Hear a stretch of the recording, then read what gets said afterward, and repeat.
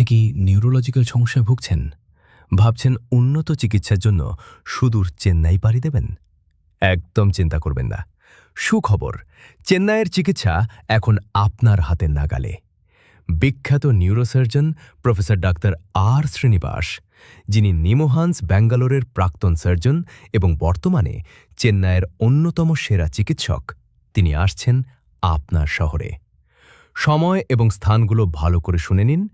Doctor Srinivas ২১শে ফেব্রুয়ারি সকাল ৯টা থেকে দুপুর ১২টা পর্যন্ত কলকাতার ফুলবাগান বিজয়া ডায়াগনস্টিক সেন্টারে থাকবেন।